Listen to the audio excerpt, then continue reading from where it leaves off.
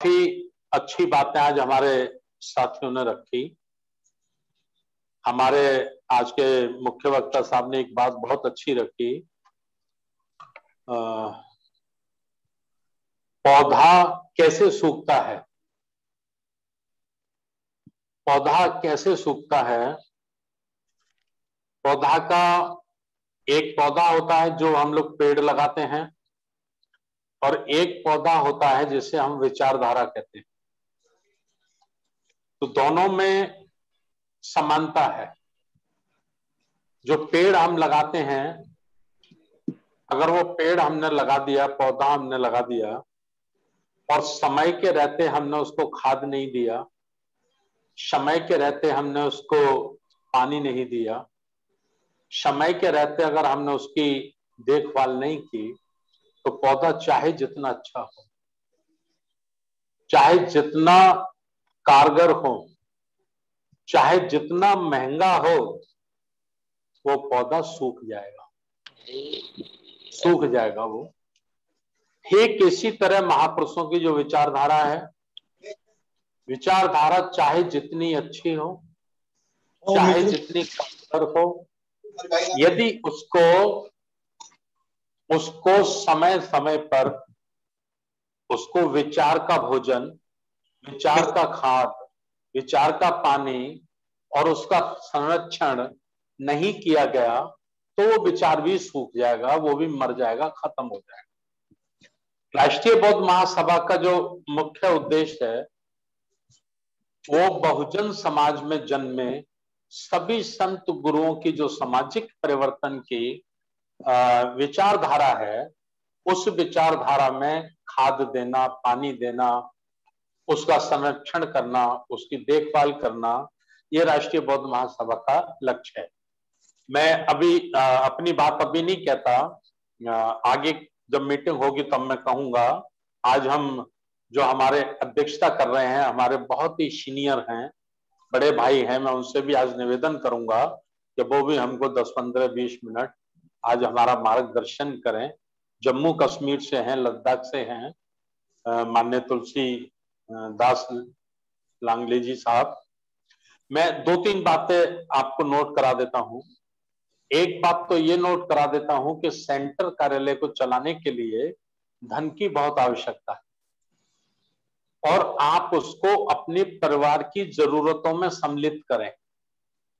जैसे परिवार की जरूरत है, बच्चे को पढ़ाना, बच्चे के कपड़े लाना, बच्चे की किताब कॉपी लाना, रिश्तेदारों का समय समय पर मान सम्मान करना, कोई तकलीफ हो तो दवाई लाना, भोजन व्यवस्था करना, बिजली का बिल भरना, पानी का बिल भरना, जिस तरह से परिवार की आवश्यकता है, इसी तरह से ये हमारी सामाजिक आवश्यकता है, ये हमारे धर्म की आवश्यकता है, ये हमारे महापुरुषों की विचारधारा को मजबूत बनाने के लिए उसमें खाद पानी देने की आवश्यकता है।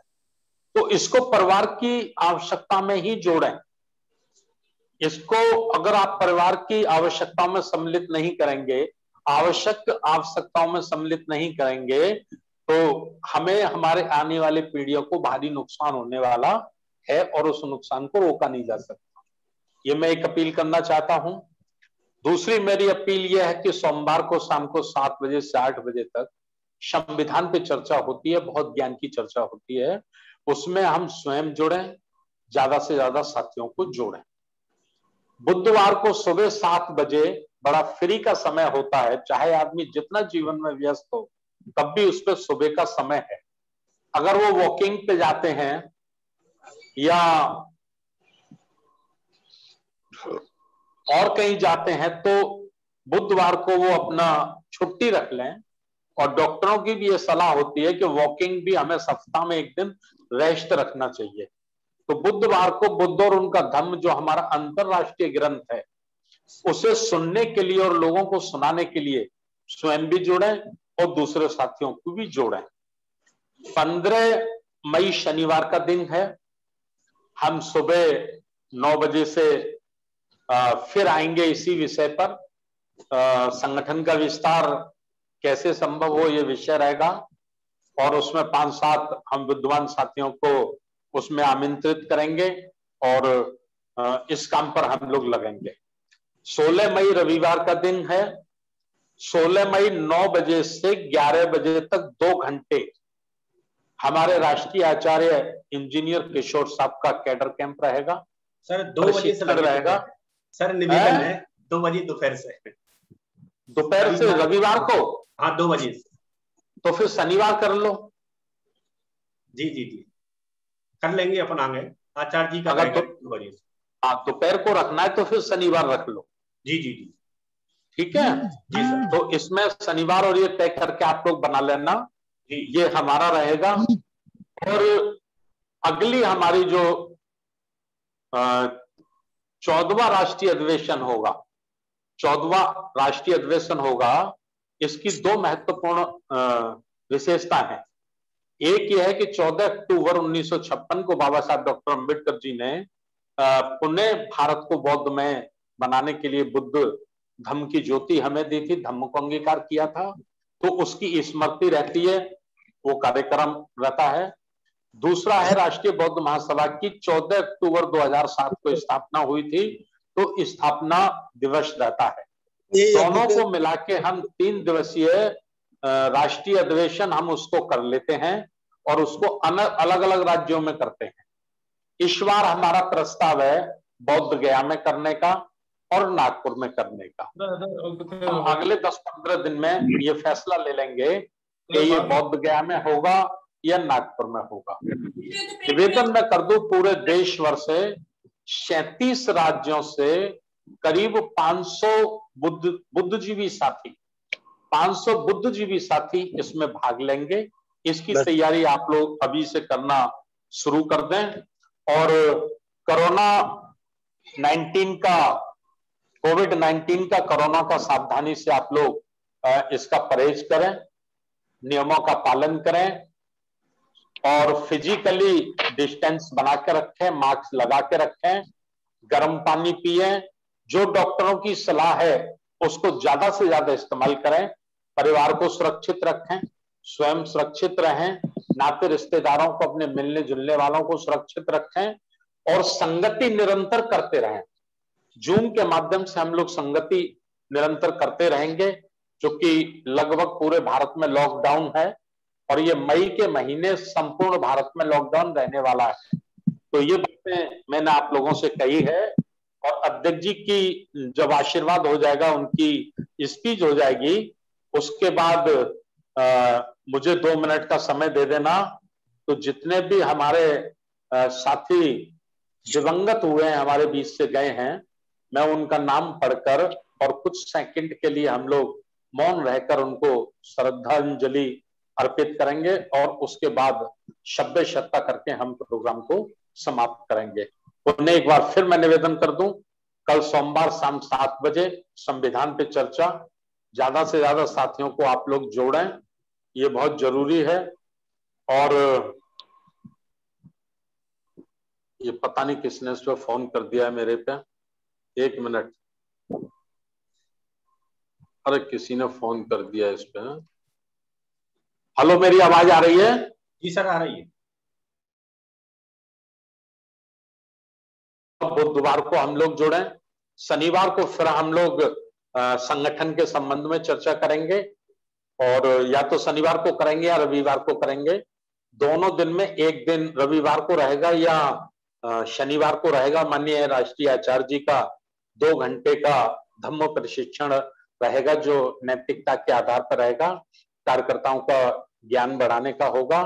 तो ये अपील मैंने आपसे सभी साथियों से कही है। योगेश जी ने एक छोटे उम्र में है वो सबसे एक बात उन्होंने बहुत और अच्छी कही थी, टीम बनाना जरूरी है। किसी मकसद को, किसी काम को पूरा करना है तो एक व्यक्ति नहीं कर सकता जब तक उसकी टीम नहीं होगी। तो आप अपनी अपनी टीम बनाएं, 2 लोगों की टीम, 3 लोगों की टीम, 5 लोगों की टीम। टीम जब बन जाती है तो ऑटोमेटिकली मन भाव काम करने लग जाता है और मन भाव जब काम करने लग जाता है तो फिर फिजिकली भी हम उसे अंजाम देने लग जाते हैं। सभी साथियों ने ध्यान से सुना मेरी बात को, बहुत बहुत धन्यवाद। और जितने साथी भी जुड़े सभी का आभार, सभी को आशीर्वाद।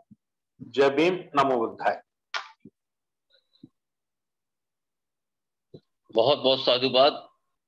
अभी सभी साथी हमारे सम्मानित मार्गदर्शक आदरणीय संस्थापक दर्जमानी धर्मपद जी भारती जी को साथियों सुनने थे आप। उन्होंने संगठन पे बहुत विस्तार पूर्वक आपको समझाने का प्रयास किया है। अगर वास्तविकता आप संगठन को मजबूत करना चाहते हैं तो उन्होंने खोल खोल के सारी चीजें आपके सामने रख दी है कि संगठन कैसे बनाया जाता है, संगठन की शुरुआत कैसे, संगठन का बीज कैसे डाला जाता है। तो फोन के माध्यम से, टेलीफोन के माध्यम से नाम पता, मित्रों का, मित्रों के मित्रों का, रिश्तेदारों का, भाई बंधुओं का, इस तरह से संगठन बनाया जाता है। वो संगठन के विशेषज्ञ कहलाते हैं, ऐसा सारे लोग कहते हैं। बहुजन समाज पार्टी में जब वो थे तो बड़ी सक्रिय से उनका परचम फहराया और संगठन को बहुत मजबूती प्रदान की। उस समय पे दी जब बहुजन समाज पार्टी के लोगों को लोग पसंद नहीं करते थे। उनका जीवन पूरा की पूरा संगठन में और संगठन को अंजाम देने में उन्होंने टीम बना के सब काम किया।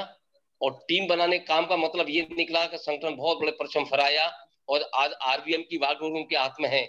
और आज बहुजन समाज पार्टी के बाद अगर कोई भी कार्यक्रम होता है भारतवर्ष का या आगरा में किसी भी जगह, तो राष्ट्रीय बौद्ध महासभा साथियों करती है।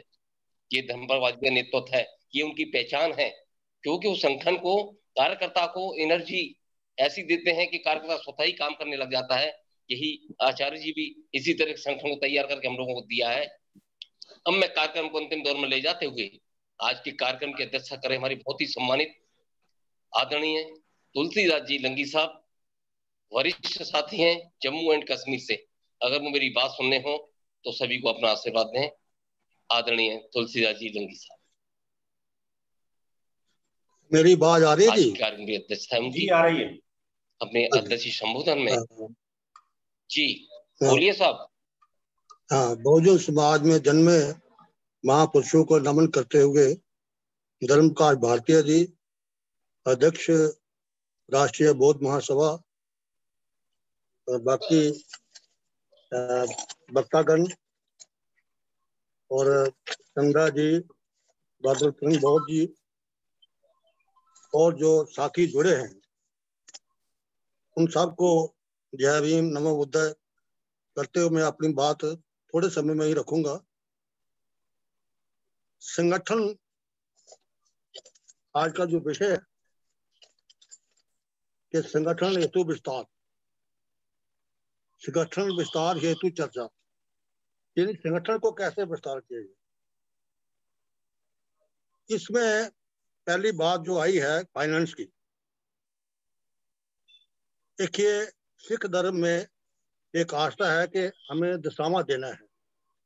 2 करोड़ की आबादी है और हर गुरुद्वारे में उनका लंगर चलता है। वो अपनी कमाई का दशामा देते हैं। जीना 2 किस्म का, एक गैरत का जीना, एक बेगैरत का जीना। अगर हम अपनी गैरत को कायम करने के लिए, कायम रखने के लिए अपनी कमाई का कुछ हिस्सा हम संगठन को देते हैं, समाज को देते हैं, तो मैं ये समझता है कि कोई नुकसान नहीं है। सिख धर्म में दशामा देते हैं, इस्लाम में 20वां हिस्सा कमाई का देते हैं, क्रिश्चियनिटी में भी 20वां हिस्सा देते हैं, जब ज़कात के तौर पर देते हैं। इसी तरह ये बाबा साहब ने कहा है कि अगर हम अपने जो जीवन है, जो जिंदगी है, जो बेगैरत की हम जीते हैं, उसको हम गैरत का जीना बनाना है, तो हमें अपनी कमाई का कम से कम 20वां हिस्सा, यानी 5% का। अगर हम 100 रुपया कमाते हैं तो उसमें से अगर 5 रुपए हम जो है अपनी बेगैरत जीने के, जो गैरत का जीने बना ऊपर खर्च कर देते हैं, तो उसमें मैं समझता हूँ कोई नुकसान नहीं है और वो देना चाहिए हमें। उससे अगर हम ये भावना पैदा कर लें कि हमें जो है अपनी कमाई का कुछ ना कुछ 5% 20वां हिस्सा जो है वो समाज को देना है। अगर हम वो देते हैं तो मैं समझता हूँ सभी जितने भी हमारे साथी जुड़े हैं या जो जितने भी संगठन में हैं लोग, अगर उन्हें ये भावना आ जाए तो हमारी जो फाइनेंस की जो कमी है वो पूरी हो जाती है। सेंट्रल ऑफिस भी चल सकता है, कमिश्नर के ऑफिस भी चल सकते हैं, डिस्ट्रिक्ट ऑफिस भी चल सकते हैं, सारा कुछ चल सकता है। एक तो ये मेरा विचार है कि हमें ये जो है कंट्रीब्यूट करना चाहिए। दूसरा जो है अपना समाज जो है मैं 2 भागों में बांटता हूँ। एक तो नौजवान पीढ़ी है जो 18 से 40 साल की एज के बीच में जो पीढ़ी है। हमारा जो पहले कार्डर सिस्टम चलता था वो काफी अरसे से बंद पड़ा है। जैसे भारतीय संस्था से बड़ा क्लियर आपने जो संबोधन में कर दिया है, संगठन में कोई कसर छोड़ी नहीं है उसमें, लेकिन मैं थोड़ी थोड़ी उसमें वैसे ही जो अपनी बात जो मिलाऊंगा। एक तो हमने उस नौजवान पीढ़ी को जोड़ना है, 18 से लेकर 40 साल के दरमियान की जो पीढ़ी है, और उनको कार्डर बेस पे जोड़ना है। और दूसरी पीढ़ी जो है 60 से ऊपर, दूसरी पीढ़ी जो 60 से ऊपर है, जिन लोगों ने संगठन में काम किया है या नहीं भी काम किया है, एक उनको जोड़ना है। तो एक तो वो सर्विस से कुछ लोग रिटायर हुए जो हो चुके होते हैं, कुछ अपने बिजनेस से भी थोड़ा अपने बाल बच्चों को बिजनेस छोड़ के वो भी थोड़े फ्री होते हैं, उनके पास भी समय होता है। तो लिहाजा एक उस पीढ़ी को भी जोड़ने की जरूरत है। तो क्योंकि उसमें थोड़ा वो उनका एक्सपीरियंस भी होता है, नॉलेज भी होता है, उनका नॉलेज लेके हमने नौजवान पीढ़ी को जो है वो हमने दिखाना है। तो इस वास्ते हमने इन लोगों को दो पीढ़ियां जो हैं, एक तो नौजवान पीढ़ी 18 से 40 साल के बीच में, एक 60 से अबव जो पीढ़ी है, इन दो पीढ़ियों को जो है ये जोड़ना बहुत जरूरी है। और इसके लिए हमें गाँव को जाना पड़े, या जैसे ये बातचीत बीच में आई है, मोबाइल आजकल कोरोना पीरियड चल रहा है, हम मोबाइल से रिश्तेदारों के थ्रू, मित्रों के थ्रू उनके कॉन्टेक्ट लेके उनमें राबता बनाना है। इसमें जो है, क्योंकि ये भी बात सही है कि कई लोग कहीं कहीं जुड़े हुए हैं। एक चाइनीज सेंट है, उसने अपने शिष्यों को बुलाया आखिरी दौर पे, तो मैं आपको एक अपनी आखिरी संदेश देना चाहता हूँ। तो वो शिष्य सारे इकट्ठे हो गए। सर मेरी बात सुन रहे हैं? जी जी सुन रहे हैं जी, आवाज आ रही है, सब बोलिए।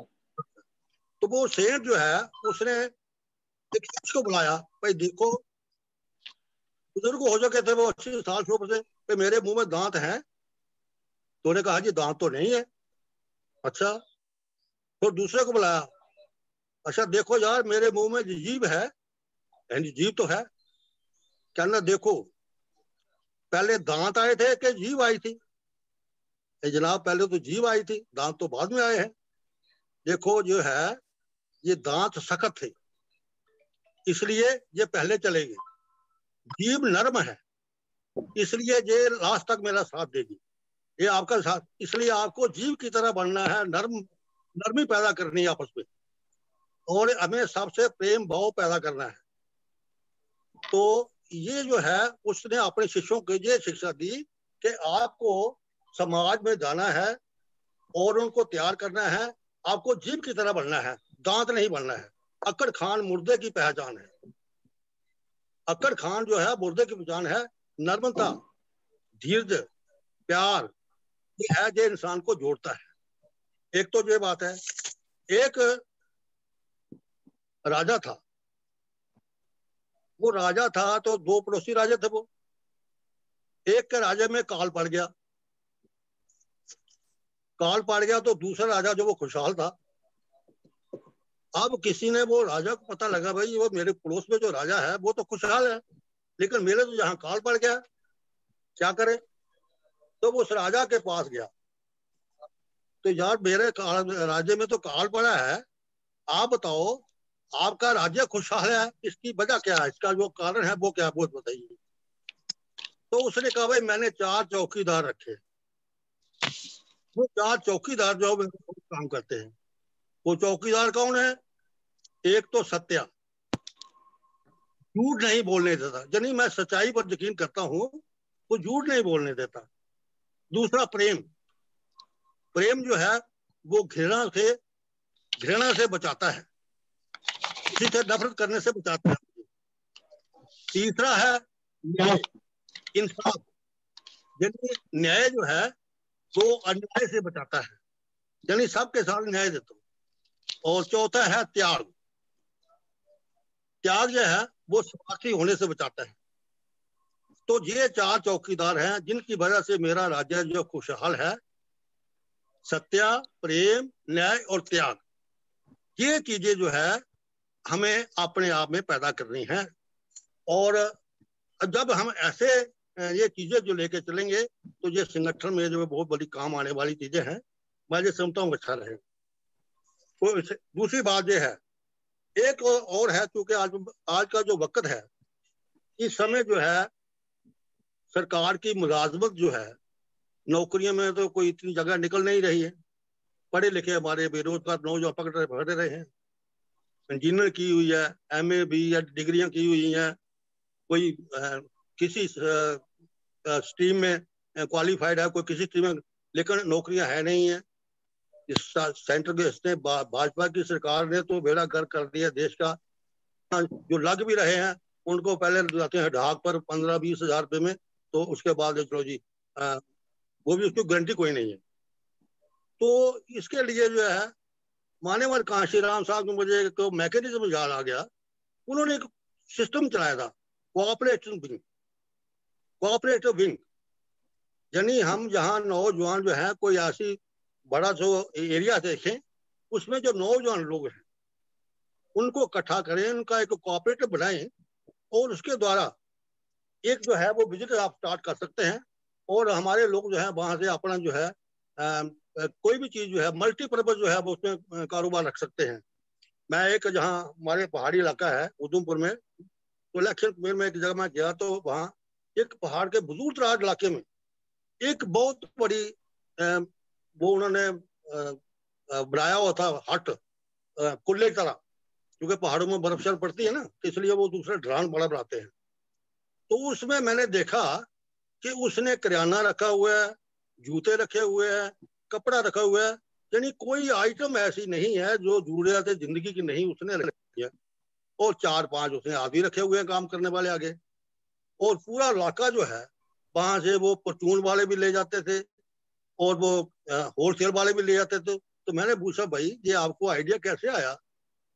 वो कहने लगा जी ये हमारा इलाका पहाड़ी है, अब सब लोग तो शहर जा नहीं सकते, जहाँ से 100 किलोमीटर पड़ता है सिटी, तो इसलिए जो मैंने आइडिया आया कि हम जहाँ क्यों ना होलसेल का खोल, तो जहाँ पर इलाके के छोटे छोटे दुकानदार जो हैं वो जहाँ से माल ले जाते हैं, और जहाँ ये जो यहाँ पर काम करते हैं 8-10 लोग, इनको भी काम मिला हुआ है, इनकी भी रोजी रोटी चलती है, तो इनका परिवार भी चलता है।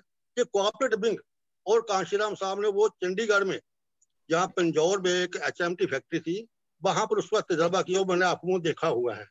वो वहां के मुलाजिम ही उसको चलाते थे, और वहां के जो है वो वहां जितने भी हमारे लोग थे वहां से सामान वगैरह खरीदते थे। तो ये एक आइडिया जो है, खैर अब तो माननीय कांशीराम साहब मैकेनिज्म में बहुत सी गड़बड़ आ गई है, तो उसको मैकेनिज्म जो चलता रहता है, तो मैं समझता हूँ तो आज तक बात कहीं ना कहीं चली जानी थी, लेकिन बीच में काफी जो है उससे आ गया। दूसरी जो है कि टीम स्पिरिट, ये बड़ी अच्छी बात है, कुछ वक्ताओं ने इस पर जोर दिया है कि हमें टीम स्पिरिट जो है उसके हिसाब से काम करना जरूरी है।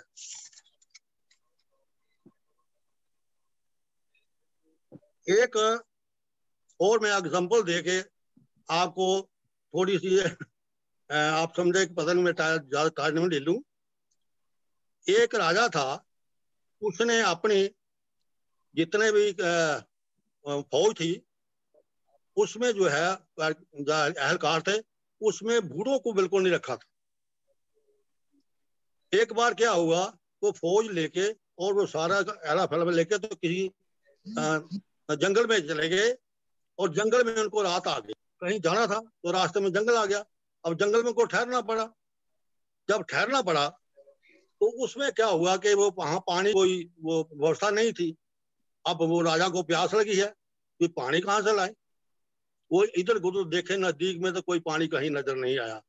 अब वो प्यास से मर रहा है, तो क्या किया जाए? तो एक उनमें से आदमी अपने एक बुजुर्ग को साथ में लेके गया था। तो उसने किसी ने उसको सलाह दी कि महाराज कोई अगर बुजुर्ग है तो वो इसका रास्ता निकाल सकता है। तो वो बुजुर्ग, उसने जो आदमी उनका एहलकार था, उसने अपने फादर को लेके गया था साथ में।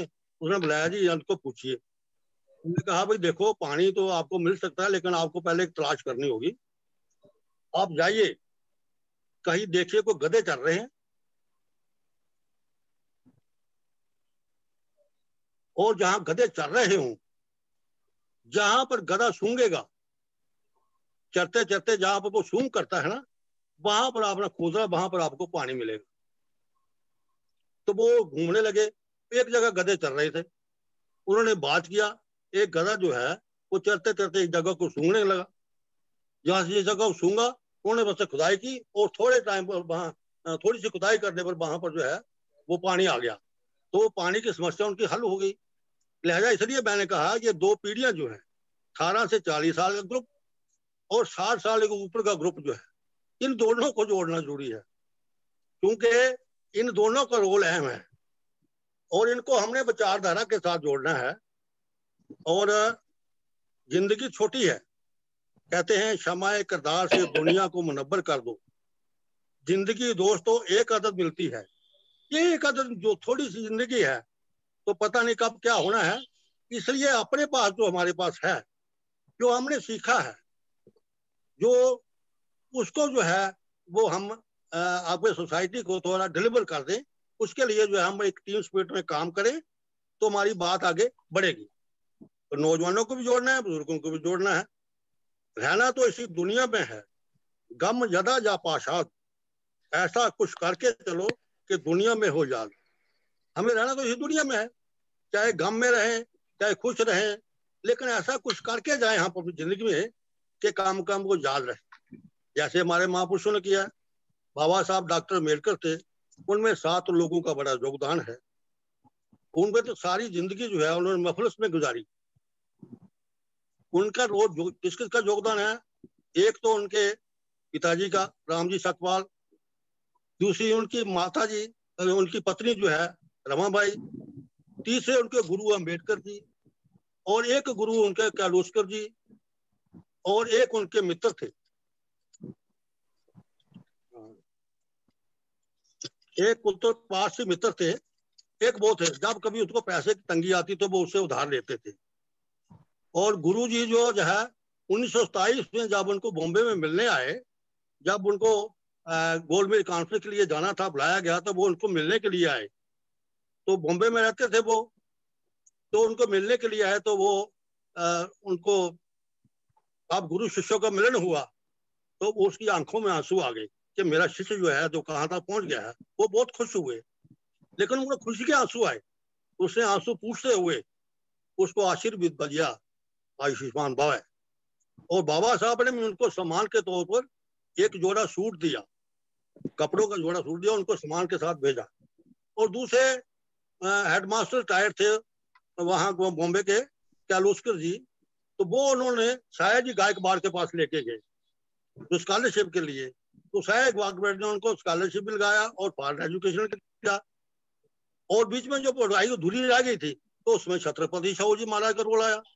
उन्होंने जो है 1920 में जो मूक नायक पेपर जो पहला निकाला उन्होंने, घूंगे और बैरों की आवाज, उसने कहा ये लो पैसे तो आप इसको पेपर को निकालो। तो मूक नायक पहला पेपर जो बाबा साहब ने 1920 में निकाला, तो मूक नायक घूंगे और बैरों की आवाज। तो बाबा साहब जो है छत्रपति शाहू जी महाराज गाए बगाए उनको फाइनेंशियली मदद करते रहे। और 1920 में ये एक बहुत बड़ी कॉन्फ्रेंस में नागपुर में उन्होंने ये कहा बाबा साहब को खड़े होके, कभी देखो आज अगर मैं मर भी जाऊं, क्योंकि महात्मा ज्योतिराव फूले का काफला जो उसके बाद छत्रपति शाहू जी महाराज ने वो आगे बढ़ाया उसको, अगर मैं आज मर भी जाऊं कोई काम नहीं।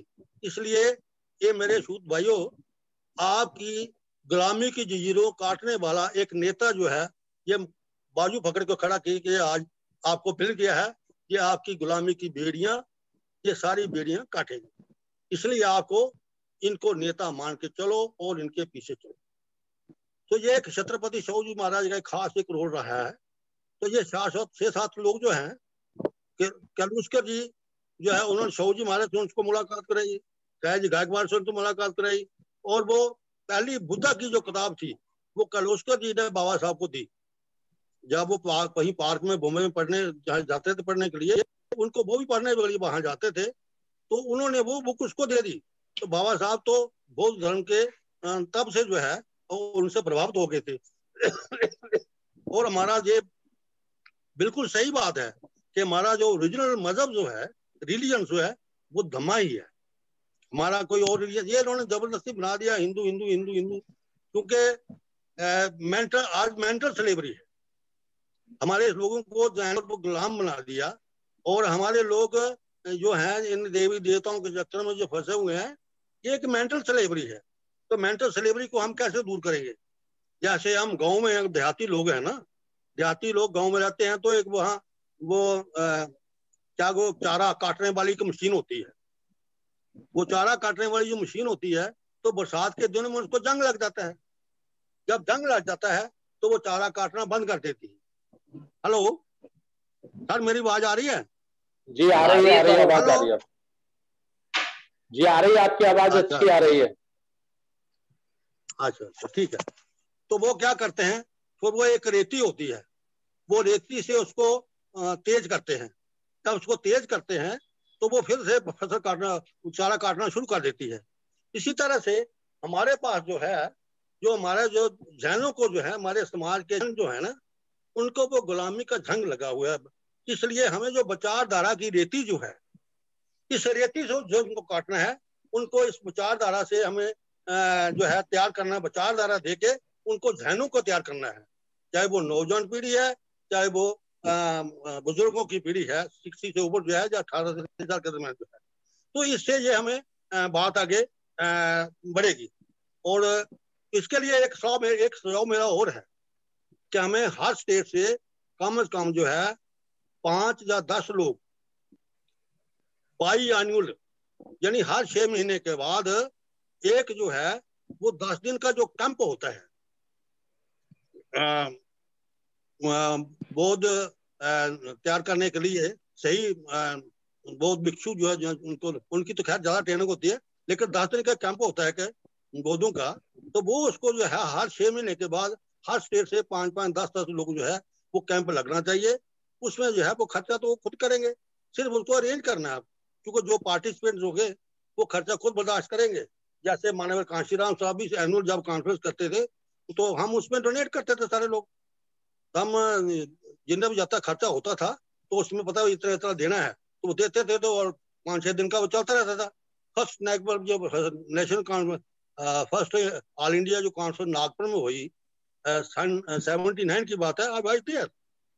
तो हम जम्मू से 2 लोग थे, जम्मू कश्मीर से हर इलाके से को 2,500 लोग उसमें शामिल हो गए थे। तो सब जो पार्टिसिपेंट थे उन्होंने उसमें पार्टिसिपेट किया और उतना जो है वो डोनेट किया, और वो कॉन्फ्रेंस वो 5 की चली, वो काम जब दिल्ली में 2nd हुई और चंडीगढ़ में 3rd हुई, में DS4 बनाई गई। तो हमने तीनों कॉन्फ्रेंसेज जो है वो ऑल इंडिया के अटेंड किए हैं। तो इसी तरह से उसी लेवल पर जो है मैं ये समझता हूँ, हर 6 महीने के बाद, 6 या साल में एक बार लगाओ, हर स्टेट से 10-20 लोग जो है, 10 से 5 लोग 20 जितने भी हो सकते हैं, उसमें वो पार्टिसिपेट करें, उनको वो पूरा ट्रेन करें।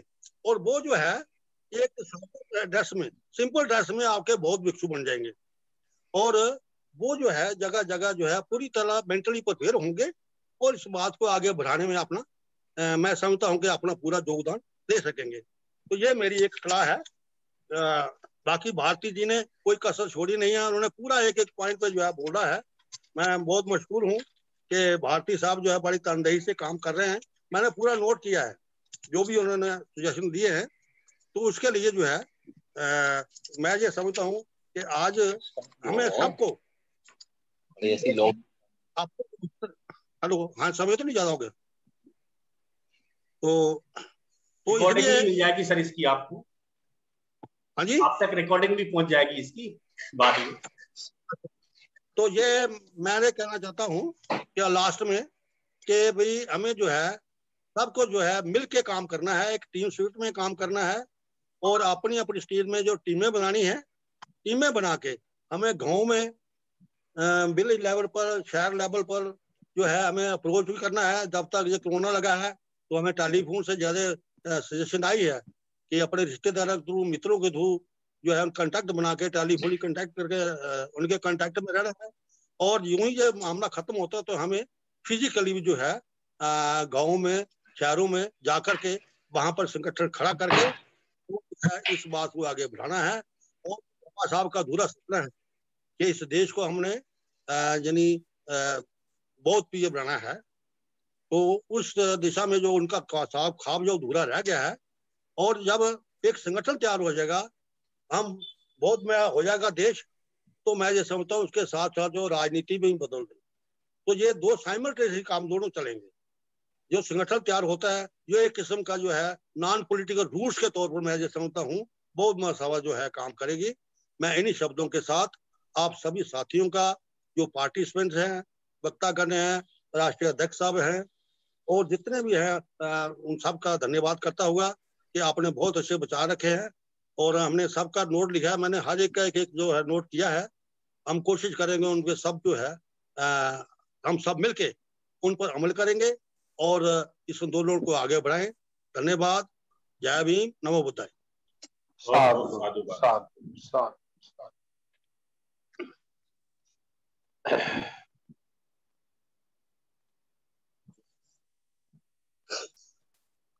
चंद्र साहब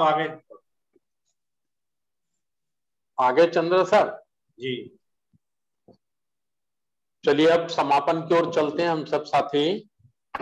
मंगल गाथा कहने से पहले मैं पुनः एक बार फिर जो साथी हमारे बीच में से विदा हो गए हैं, दिवंगत हो गए हैं, चले गए हमें छोड़कर, उनको हम श्रद्धांजलि अर्पित करेंगे। तो उनके मैं एक बार नाम आप लोगों के बीच में फिर से पढ़ देता हूं दोबारा। दिनेश भाई पटेल जो हमारे प्रदेश के संयोजक थे दादरा नगर हवेली के, बहुत ही होनहार, बहुत ही सपोर्टर साथी थे। वो कोरोना के कारण हमारे बीच से चले गए। ताराचंद बौद्ध सह संयोजक पश्चिमी उत्तर प्रदेश से थे हमारे बीच में, वो भी कोरोना के कारण हमारे बीच से चले गए।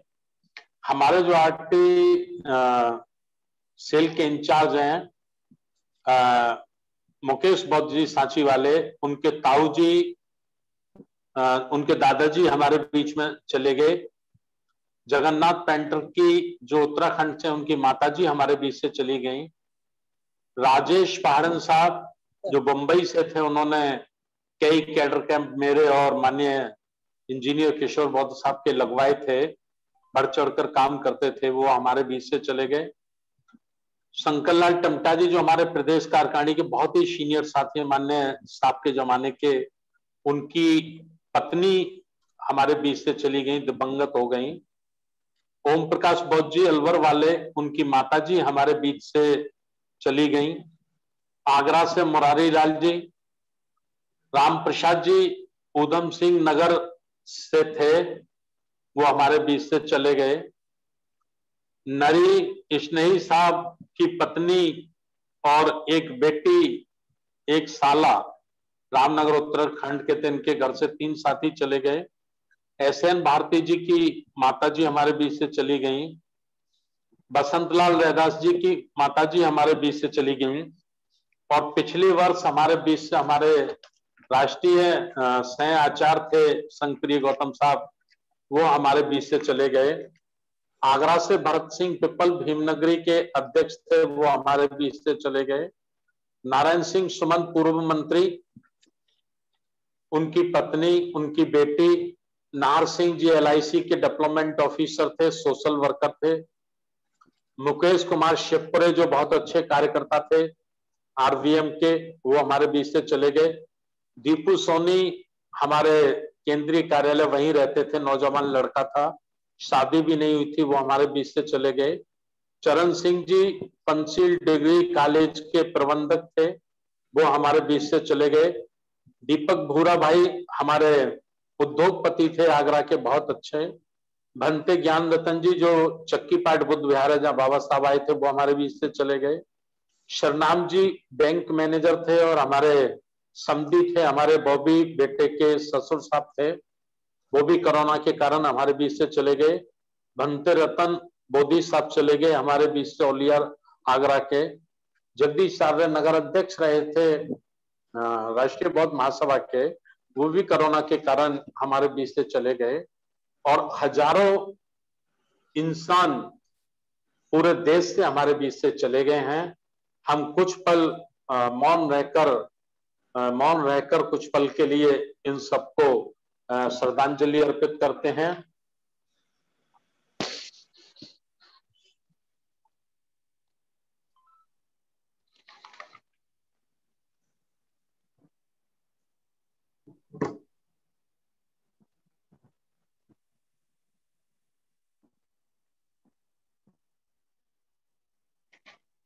अब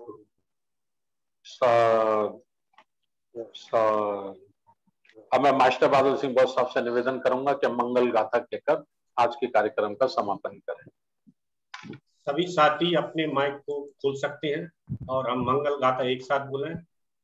सबके माइक बंद हो जाते हैं, मैं ऑप्शन देता हूँ सब अपने माइक, उनके माइक को रहते वो खोल लें। हम सभी एक साथ एक स्वर में बोलेंगे। नमो बुद्धाय। सब्बे सत्ता सुखी होन्तु, सब्बे होन्तु जगेनो, सब्बे किंचित् सत्ता सुखी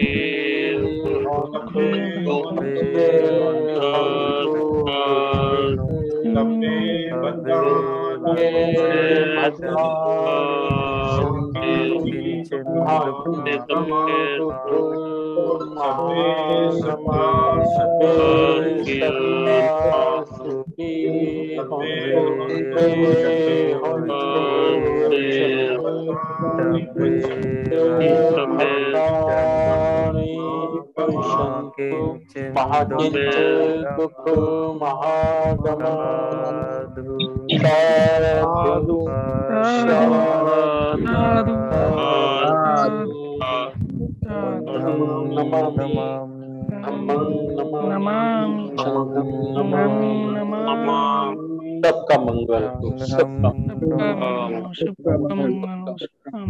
आज की वेबिनार यही समाप्त की जाती है।